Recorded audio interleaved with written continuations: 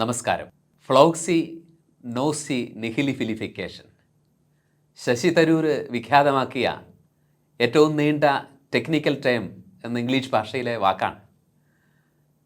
Oxford dictionary അതിനർത്ഥം പറയുന്നത് habit of estimating something worthless, ശ്രേഷ്ഠമായതിനെ വിലയില്ലാത്തതാക്കി കണക്കാക്കുന്ന ശൈലി, ശീലം എന്നൊക്കെയാണ്. ഈ ദിവസങ്ങളിൽ മാധ്യമങ്ങൾ, വിശേഷ ക്രൈസ്തവ മാധ്യമങ്ങൾ ചർച്ച ചെയ്തുകൊണ്ടിരുന്നത് കാസർഗോഡുകാരൻ മുസ്തഫയുടെ ഫ്ലോക്സി നോക്സി നിഹിലിഫിലിഫിക്കേഷനെ കുറിച്ചാണ്. വിശുദ്ധ ബൈബിൾ എന്ന അമൂല്യ ഗ്രന്ഥത്തിൻ്റെ വിലയറിയാതെ മുസ്തഫ അതിനെ ഒരു ഭീഷണിയായി കരുതി കത്തിച്ചു കളഞ്ഞതിനെക്കുറിച്ചാണ്. അത് മുസ്തഫയുടെ മാത്രം രോഗമല്ല, ലോകത്തുള്ള എല്ലാ തീവ്രവാദികളുടെയും വർഗീയവാദികളുടെയും ഇടുങ്ങിയ മനസ്സോടുകൂടി മറ്റുള്ളവരെയും അവരുടെ അഭിപ്രായങ്ങളെയും ആശയങ്ങളെയും ഒക്കെ വിലയില്ലാത്തതായി കരുതുന്ന സകല മനോരോഗികളുടെയും രോഗത്തിന് പറയാവുന്ന പേരാണ് ഫ്ലോക്സി നോക്സി നിഹിലിഫിലിഫിക്കേഷൻ.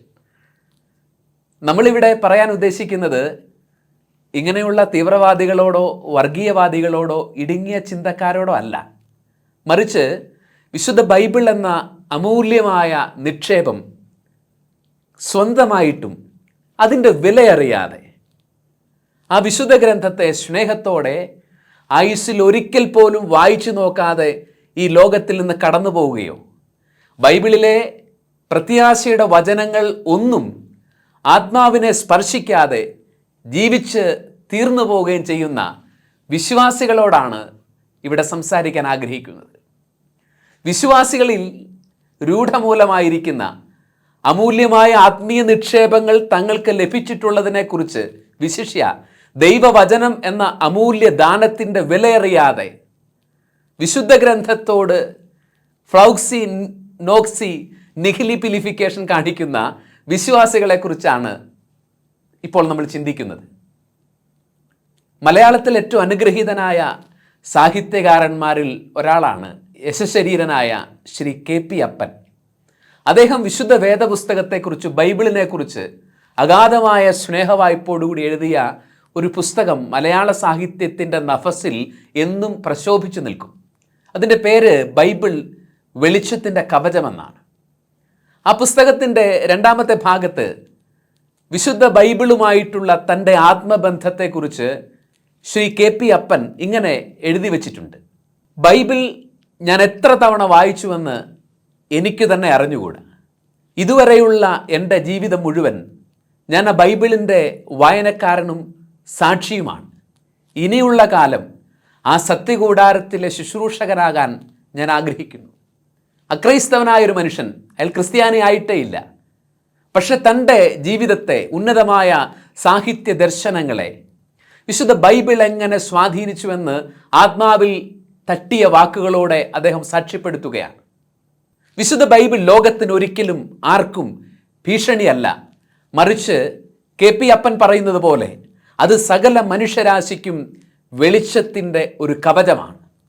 ഇരുട്ടിൻ്റെ തടവറയിൽ കഴിയാൻ ആഗ്രഹിക്കുന്ന മനുഷ്യർക്കൊഴിച്ച് ബാക്കി എല്ലാവർക്കും ആശ്വാസത്തിൻ്റെയും സമാധാനത്തിൻ്റെയും ജ്ഞാനത്തിൻ്റെയും സാഹോദര്യത്തിൻ്റെയും വെളിച്ചത്തിലേക്ക് വരാൻ ആഗ്രഹിക്കുന്ന സകല മനുഷ്യർക്കും വിശുദ്ധ വേദപുസ്തകം ബൈബിൾ വെളിച്ചത്തിൻ്റെ കവചമാണ്.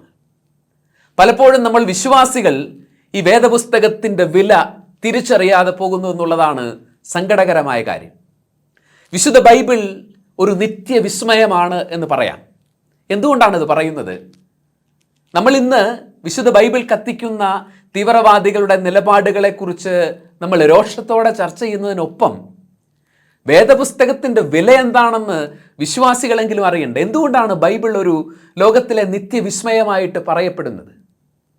BC 1300 തൊട്ട് ബൈബിളിൻ്റെ രചന ലിഖിത രൂപത്തിലേക്ക് രൂപാന്തരപ്പെട്ടതിൻ്റെ കാലത്തെ കണക്കാക്കാം. അവസാനത്തെ പുസ്തകം എഴുതപ്പെടുന്നത് AD 100 ആണ്ടിനോടനുബന്ധിച്ച് യോഹന്നാൻ്റെ സുവിശേഷമാണ്. അപ്പോൾ BC 1300 മുതൽ തുടങ്ങി AD 100 ആണ്ട് വരെ നീളുന്ന ഏകദേശം 1500 വർഷം എടുത്തിട്ടാണ് വിശുദ്ധ ബൈബിൾ എന്ന ഗ്രന്ഥം രചിക്കപ്പെടുന്നത്. ലോകത്തിലെ പുരാതനമായ 3 ക്ലാസിക്കൽ ഭാഷകളിൽ, ഹീബ്രു, അറമൈക്, ഗ്രീക്ക്, ഈ ഭാഷകളിലാണ് വേദപുസ്തകം രചിക്കപ്പെട്ടത്. 3 വൻകരകളിലാണ് അതിൻ്റെ രചന പൂർത്തിയാവുന്നത്: ആഫ്രിക്ക, ഏഷ്യ, യൂറോപ്പ്. 40-ലധികം രചയിതാക്കൾ, മാനുഷികമായ എഴുത്തുകാർ ദൈവത്തോട് സഹകരിച്ചിട്ടുണ്ട് വിശുദ്ധ ബൈബിൾ ഒരു ലിഖിത രൂപത്തിലാക്കാൻ. ബൈബിളിനെ നിത്യവിസ്മയമാക്കുന്ന ആദ്യ കാര്യം, അത് 1500 വർഷം കൊണ്ട് 3 ഭാഷകളിൽ 3 വൻകരകളിലിരുന്ന് 40-നടുത്ത് മനുഷ്യരുടെ ദൈവത്തോടുള്ള സഹകരണത്തിലൂടെ ലിഖിത രൂപം പ്രാപിച്ചു എന്നുള്ളതിലല്ല. അതിലപ്പുറം ഇത്ര സുദീർഘമായൊരു കാലത്ത് പരസ്പരം അറിയാത്ത മനുഷ്യർ പരസ്പരം ആശയവിനിമയം നടത്താൻ ഏകമായൊരു ഭാഷ ഇല്ലാതിരുന്നിട്ടുകൂടി ഈ വിശുദ്ധ വേദപുസ്തകം ലോകത്തോട് പറയുന്നത് ഒരൊറ്റ സന്ദേശമാണ്. ലോകത്തെ പരിചയപ്പെടുത്തുന്നത് ഒരു വ്യക്തിയാണ്. അതിൻ്റെ ഓരോ താളും അറിയുന്നത് നസറത്തിലെ യേശു എന്ന ജീവിക്കുന്ന ദൈവപുത്രനിലേക്കാണ്. അവനിലൂടെ ദൈവം ഈ ലോകത്തെ മനുഷ്യരെ സ്നേഹിക്കുന്നുവെന്നും രക്ഷിക്കാൻ ആഗ്രഹിക്കുന്നുവെന്നുമുള്ള നിത്യമായ സന്ദേശമാണ് വിശുദ്ധ വേദപുസ്തകത്തിൻ്റെ ആരംഭം മുതൽ അവസാനം വരെയുള്ള താളുകൾക്ക് പറയാനുള്ളത്. അതുകൊണ്ടാണ് മനുഷ്യൻ്റെ കരങ്ങൾക്കപ്പുറത്ത് സർവശക്തനായ ദൈവത്തിൻ്റെ കരത്താൽ രചിക്കപ്പെട്ടതുകൊണ്ട് ബൈബിൾ ഒരു നിത്യവിസ്മയമാണ്, കാലത്തെ അതിജീവിക്കുന്ന പ്രകാശത്തിൻ്റെ മഹാധോരണിയാണ് എന്ന് നമ്മൾ പറയുന്നത്. ലോകത്തിൽ ഏറ്റവും കൂടുതൽ അച്ചടിക്കപ്പെട്ട ഗ്രന്ഥം വിശുദ്ധ ബൈബിളാണ്. ഏറ്റവും ആദ്യം അച്ചടിക്കപ്പെട്ട ഗ്രന്ഥം വിശുദ്ധ ബൈബിളാണ്. ലോകത്തിൽ സംസാരിക്കുന്ന 7100 ഭാഷകളിൽ 3400-ലധികം ഭാഷകളിലും വിശുദ്ധ ബൈബിൾ പൂർണ്ണമായോ ഭാഗികമായിട്ടോ അച്ചടിച്ചിട്ടുണ്ട്. മനുഷ്യർ അവരുടെ ഭാഷകളിൽ അത് വായിച്ചിട്ടുണ്ട് എന്ന് പറയുന്നത് ഒരു വിസ്മയകരമായ കാര്യമാണ്.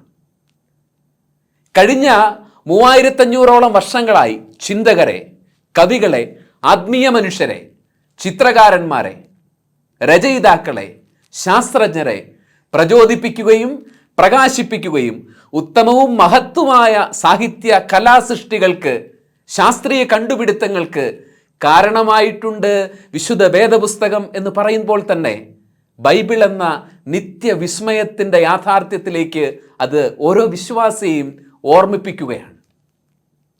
മോഹൻലാലിൻ്റെ പരസ്യവാചകം പോലെ വീട്ടിൽ സ്വർണം വെച്ചിട്ടെന്തിന് നാട്ടിൽ തേടി നടക്കൂ.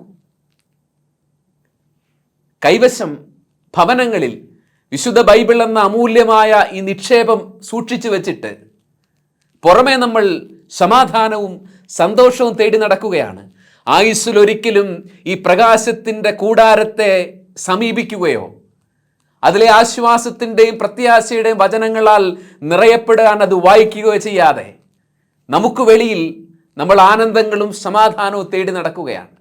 മുസ്തഫയുടെ ബൈബിൾ കത്തിക്കൽ ഓരോ വിശ്വാസിയോടുമുള്ള ഒരു ക്ഷണമായിട്ട് നമുക്ക് കണക്കാക്കാം. നിങ്ങളുടെ കയ്യിലുള്ള വിശുദ്ധ വേദപുസ്തകത്തിൻ്റെ വില നിങ്ങൾ മനസ്സിലാക്കിയിട്ടുണ്ടോ? അതിലൂടെ ഒഴുകുന്ന പ്രകാശത്തെക്കുറിച്ച് നിങ്ങൾ എന്തെങ്കിലും ചിന്തിച്ചിട്ടുണ്ടോ? നമുക്കിത് വിശുദ്ധ ബൈബിളിനെ സ്നേഹിക്കാനും ആത്മാർത്ഥമായി വചനത്തെ സമീപിക്കാനും തിരുവചനത്തിലൂടെ സ്വയം വെളിപ്പെടുത്തുന്ന നസ്രായനായ ഈശോയെ മനസ്സിലാക്കാനുമുള്ള ഒരു കാരണമാവട്ടെ. സഭാപിതാവ് വിശുദ്ധ ജെറോം പറയും, തിരുലിഖിതങ്ങളെക്കുറിച്ചുള്ള അജ്ഞത ക്രിസ്തുവിനെക്കുറിച്ചുള്ള അജ്ഞതയാണ്. കാരണം തിരുവചനത്തിൻ്റെ താളുകളിൽ ഓരോന്നിലും അവൻ മറഞ്ഞിരിക്കുന്നു. നസ്രായന യേശുവിനെ മനസ്സിലാക്കാനുള്ള ഒരവസരമായിട്ട് ഈ പ്രതിസന്ധിയുടെ കാരണത്തെ നമുക്ക് വിശ്വാസികൾക്ക് സമീപിക്കാൻ പറ്റണം. അതുകൊണ്ട് വിശുദ്ധ ബൈബിൾ ലോകത്തിന് ഭീഷണിയല്ല.